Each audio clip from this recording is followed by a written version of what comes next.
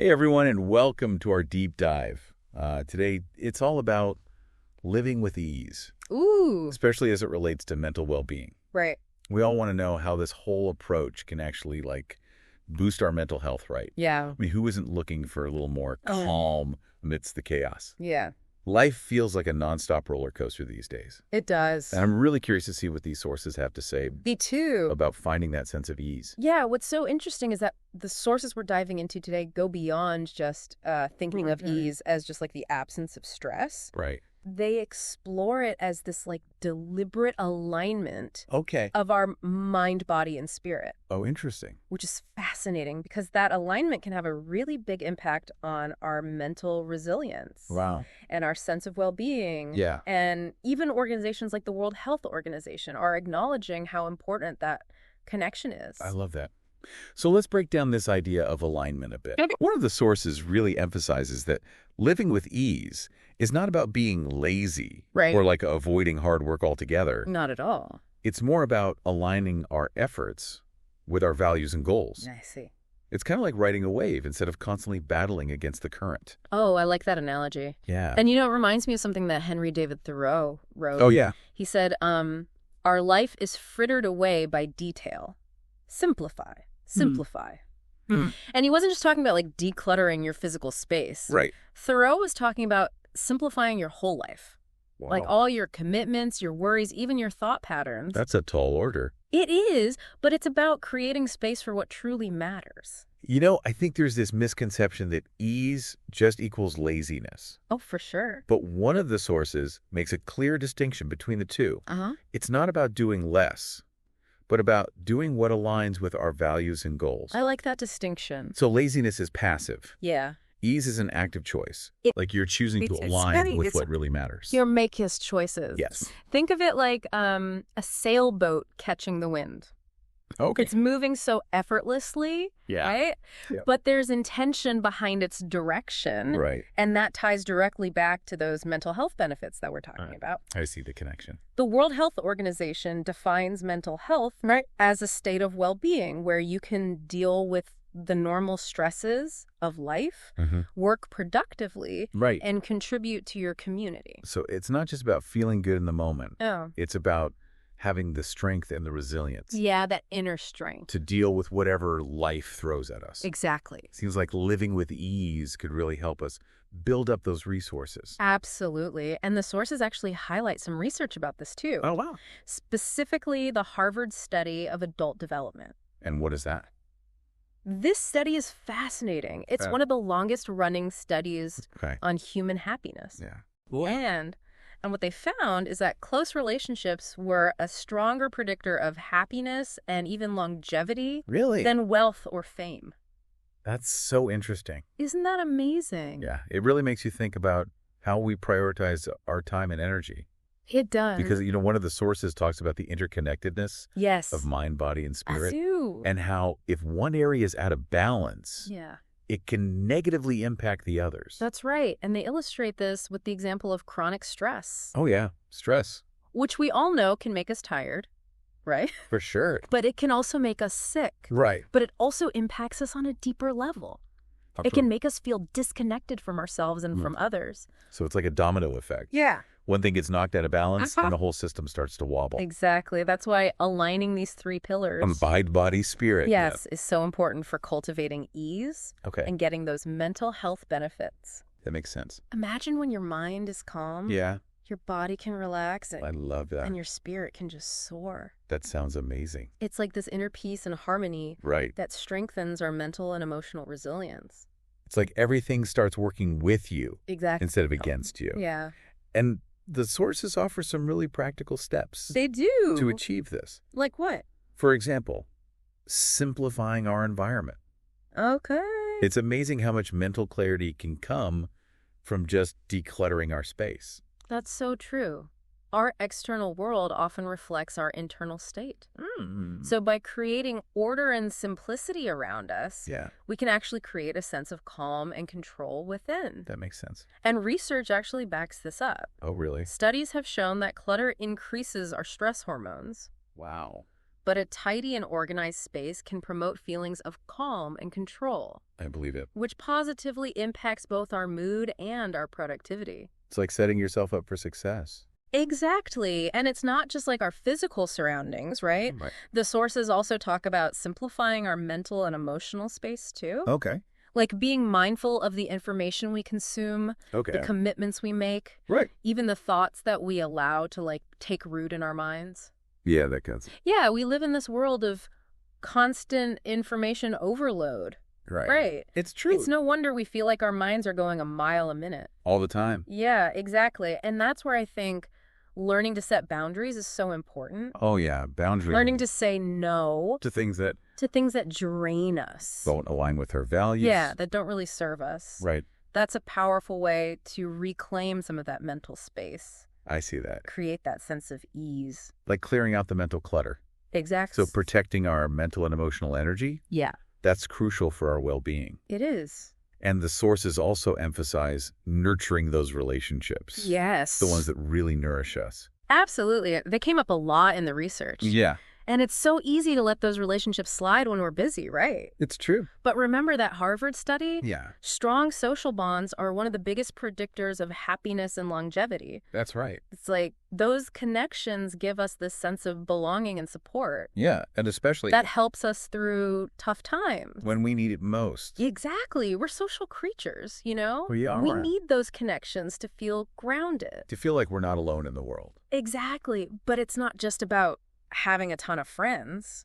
Right. It's No. not about the quantity. It's about the quality of those connections. The ones that really matter. Yeah, fostering those authentic relationships Yeah. with people who lift us up and inspire us. Make us feel seen. People who make us feel truly seen and understood. Those are the good ones. Those are the ones that really nourish our souls. And boost our mental well-being. Exactly. Okay, so we've got simplifying our environment, setting boundaries, Yes. prioritizing those quality relationships. Those are key. All of these things contribute to that sense of ease, They do. which in turn impacts our mental health in a positive way. Absolutely. And there's another aspect the sources highlight Okay. that I think is super important. What's that? Listening to our bodies. Well, that's a good one. It sounds simple enough, right? Yeah. But how often do we ignore those little signals All the time. that we need to slow down, Yes. rest, Or eat something. nourish ourselves Yeah. properly? Ugh, I am so guilty of that. Yeah. I tend to push myself until I just hit a wall. I feel that. And then I'm like, why do I feel so burnt out? Exactly. But the sources remind us that our bodies are wise. They are. They send us these signals about what they need. Right. And honoring those needs is essential. For our mental and physical health. For both, it's about tuning into that inner guidance system Yeah. instead of ignoring it, Instead of just powering through. pushing yourself to the limit all the time. Yeah. It's like driving your car with the emergency brake on. Well, I like that. Eventually, something's going to give. That's a good analogy. So, yeah, paying attention to those signals and taking care of ourselves. Self-care. Self-care is an act of self-preservation I love that. and a key element in cultivating ease. And speaking of self-care, Yes. the sources also talk about embracing imperfection, Ooh, that's a big one. which can be hard. It can be. We live in a culture that's obsessed with perfection, It's true.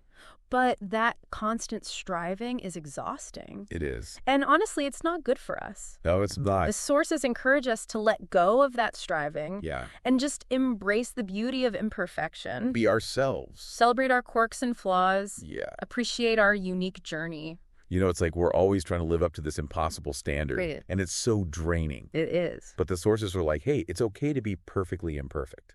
We are all perfectly imperfect. We are. And that's more than okay. It's beautiful. It is embracing that imperfection can be so freeing. It can. It takes the pressure off Yeah. to be anything other than our authentic selves. And be perfect. Messy and beautiful in all our humanness. So it's not about forcing ease into our lives. You know. It's about creating the conditions for it to emerge naturally. Beautifully put. Yeah. It's about simplifying, Declaring. prioritizing, Embracing imperfection. and nurturing those meaningful connections. Yes, all of these things work together Yeah. to create a foundation for ease to flow into our lives. It's interesting we've been talking about creating these conditions for ease. Yeah. And it strikes me that it's not just about like adding new things to our lives.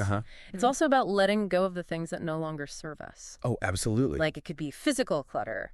Well, Or like draining commitments. yes. Even those like negative thought patterns that we get stuck in. That's such a good point. Letting go is just as important. As adding in when it comes to cultivating ease. So true. And that can apply to so many areas of our lives, right? Yeah, like what? Like letting go of perfectionism. Okay. Letting go of the need to control every little thing. Yeah. Letting go of grudges and resentments that we're holding on to. Ooh, that's a tough one. It is. But those acts of release can create such a profound sense of peace. Inner peace. Yeah, and freedom. And I imagine that like directly impacts our mental health. It does. In a positive way. It does. When we release those burdens, Yeah. it's like we create space for more joy, Yeah. creativity, and connection. The good stuff. Exactly. Yeah. The sources actually talk about ease being a pathway to resilience. Oh, that's interesting. When we're not constantly like fighting against ourselves and the world around us, battling the current. we have more energy Right. to face challenges. With a little more grace. With grace and strength. Yeah. It's like building up those inner reserves. For when you need them. Exactly, so that when the storms come, we can weather them. Without getting totally swept away. Exactly. The challenges don't just disappear when we embrace ease. No, they don't. But we're better equipped to deal with them. We can handle them without feeling completely overwhelmed. Without falling apart. Exactly. And that resilience extends to our mental and emotional well-being too. Okay. We're less likely to get caught up in the stress and anxiety because Yeah. we have the stronger foundation of peace. Inner peace and stability. Exactly. So it's not just about feeling good in the moment. Right. It's about cultivating a deeper sense of well-being Yeah. that supports us through all of life's ups and downs. You know, one thing that really struck me from the stresses Yeah. was this emphasis on aligning our actions with our values. Oh, that's so cool. Like when what we do actually reflects our core beliefs. Yes. We naturally feel a sense of ease. It's like we're living in integrity with ourselves. Right. And that brings a sense of harmony. Inner harmony and peace. And I feel like that can be really empowering too.